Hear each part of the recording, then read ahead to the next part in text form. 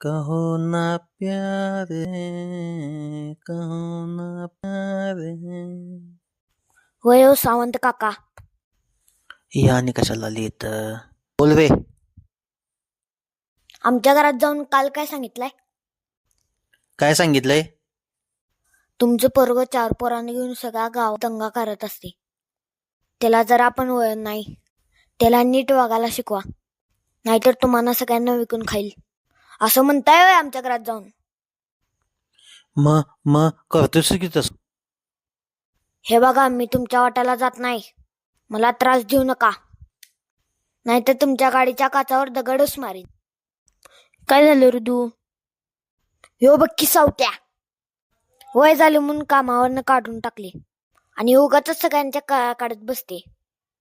अरे ऋदू, सावंत काकांना कामावर काढून टाकलेले नाही, ते रिटायर झाले आहेत. ते काय पण असू दे, माझं काय घरात जाऊन सांगायचं नाही म्हणून सांग, नाहीतर या सावत्याची गाडीची काच गेली म्हणून समज.